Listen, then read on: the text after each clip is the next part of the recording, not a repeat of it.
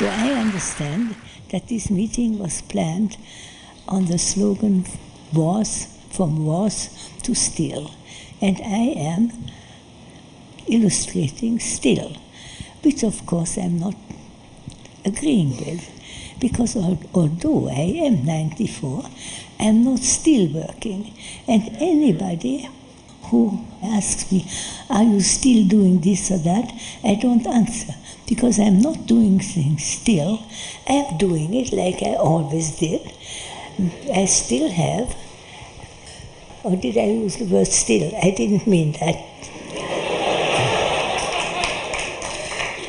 I have my file, which is called To Do. I have my plans, I have my clients. I'm doing my work like I always did. So this takes care of my age. I want to show you my work so you know what I am doing and why I am here. This was about 1925. All of these things were made during the last 75 years.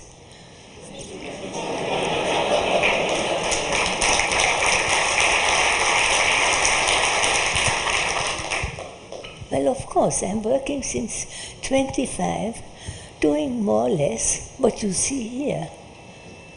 This is Castleton. This was an exhibition at the Museum of Modern Art. This is now for sale at the Metropolitan Museum. This is still at the Metropolitan Museum, now for sale. This is a portrait of my daughter and myself.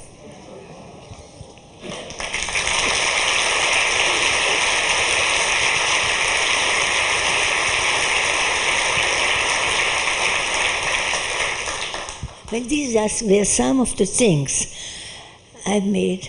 I made hundreds of them for the last 75 years. How I call myself a maker of things.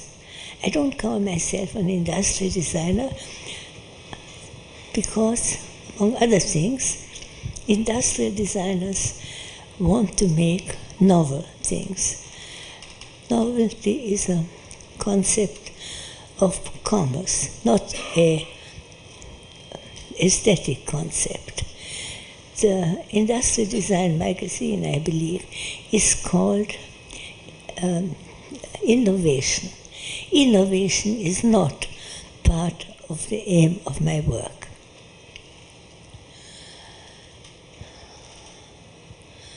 Well, makers of things.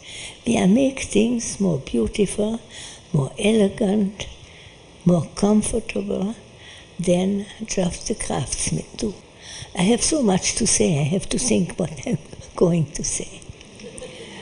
Well, to describe our profession otherwise, we are actually concerned with the playful search for beauty. That means the playful search for beauty was called the first activity of man. Cyril Smith, who was a mathematics professor at MIT, wrote that playful search for beauty was man's first activity, that all useful qualities and all material qualities were developed from the playful search for beauty. These are tiles. The word playful is a necessary aspect of our work because actually one of our problems is that we have to produce lovely things throughout all of life. And this for me is now 75 years. So how can you, without drying up, make things with the same pleasure as a gift to others for so long? The word playful is therefore an important part of our quality as designer. let me tell you some about my life. As I said, I started to do these things 75 years ago. My first exhibition in the United States was at the sesquicentennial exhibition in 1926, where the Hungarian government sent one of my hand-drawn pieces as part of the exhibit.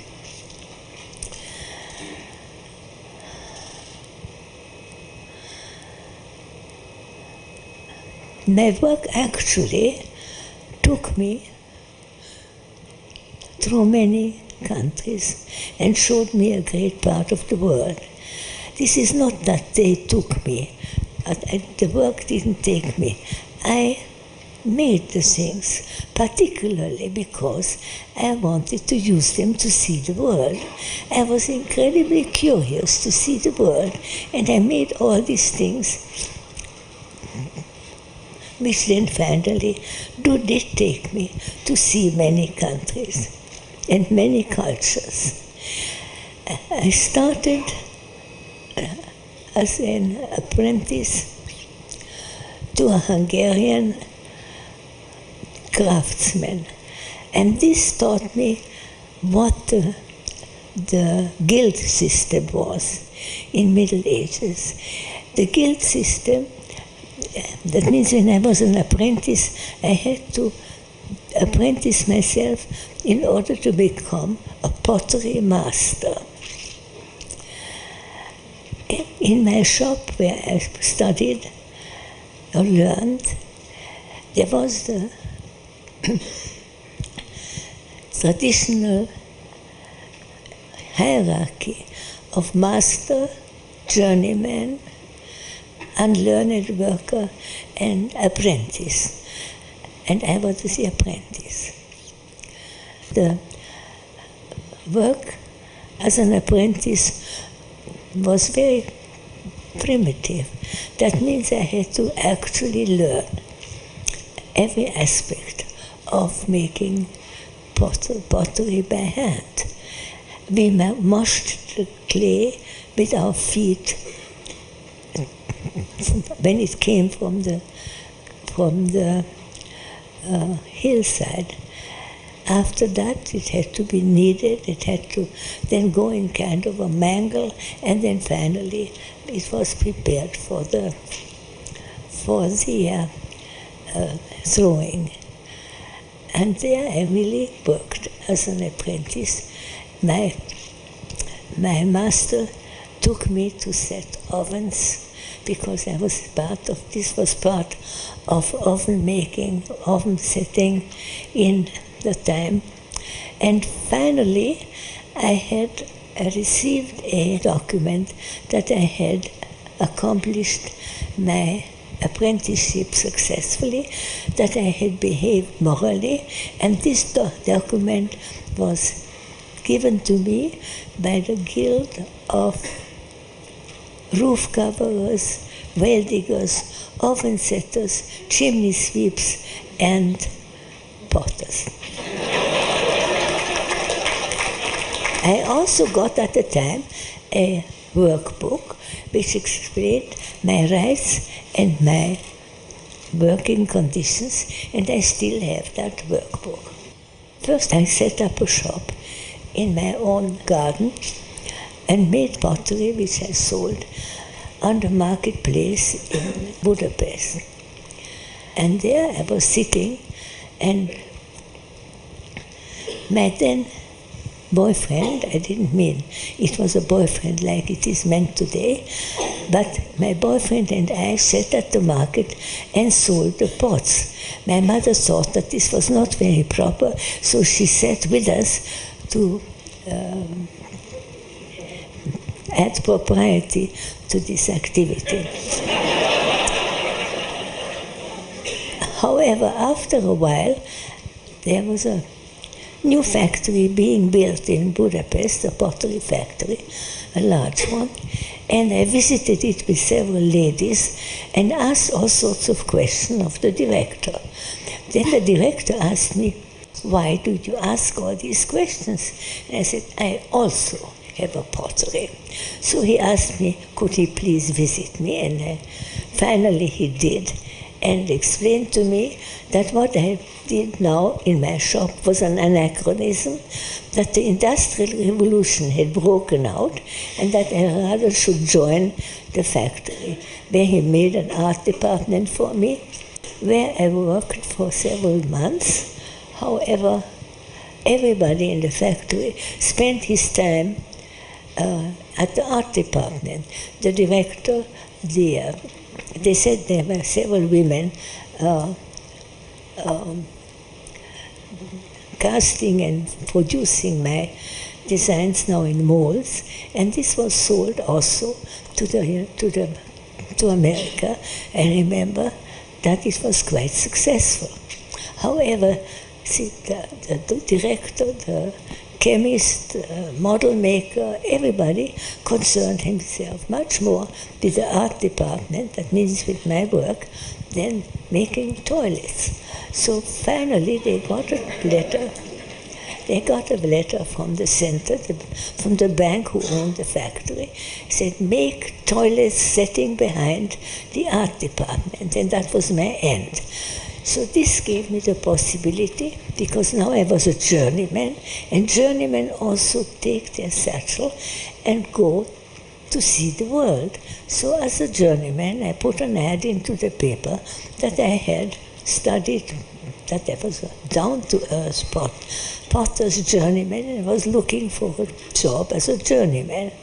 And I got several answers, and I accepted the one which was farthest from home, and practically I thought halfway to America, and that was in Hamburg. Then I first took this job in Hamburg at a art pottery, where everything was done on the wheel, and so I worked in a shop where there were several potters. And the first day I was coming to take my place at the turntable. There were 3 or 4 turntables, and one of them behind where I was sitting was a hunchback, a deaf-mute hunchback, who smelled very bad, so I doused him in cologne every day, which he thought was very nice, and therefore he brought bread and butter every day, which I had to eat out of courtesy. The first day I came to work in this shop, there was on my wheel a surprise for me. My colleagues had thoughtfully put on the wheel where I was supposed to work, very nicely modeled natural men's organs.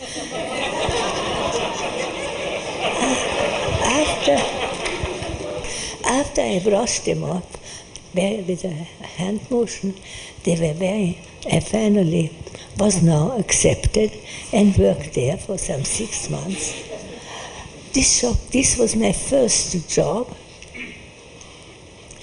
If I go on like this, you will be here till midnight.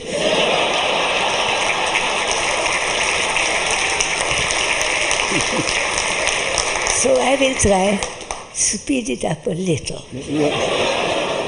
Eva, we have about 5 minutes.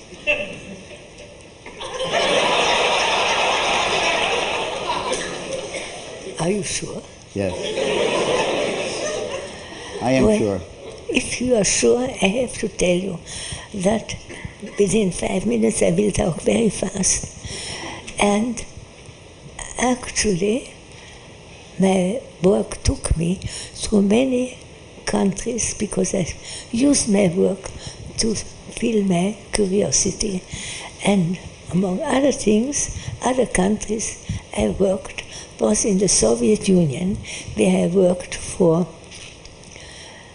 32 to 37, actually till 36. I was finally there, although I had nothing to do. I was a foreign expert. I became art director of the China and glass industry, and eventually was under Stalin's purges. At the beginning of Stalin's purges, I didn't know that hundreds of thousands of innocent people were arrested. So I was arrested quite early in Stalin's purges and spent 16 months in a Russian prison. The accusation was that I had successfully prepared an attempt on Stalin's life. This was a very dangerous accusation. And if this is the end of my 5 minutes, I want to tell you that I actually did survive, which was a surprise. But since I survived and I'm here, and since this is the end of the 5 minutes, I will... Tell me when your last trip to Russia was. Weren't you there recently? Oh, this summer, in fact, the Royal Factory, which was bought by an American company, invited me. They found out that I had worked in 33 at this factory, and they came to my studio in Rockland County and brought the 15 of their artists to visit me here, and they invited myself to come to the Russian factory last summer in July to make some dishes, design some dishes. And since I don't like to travel alone, they also invited my daughter, son-in-law, and granddaughter. So we had a lovely trip to see Russia today, which is not a very pleasant and happy view. Here I am now. If this is the end, it's okay with me. Thank you.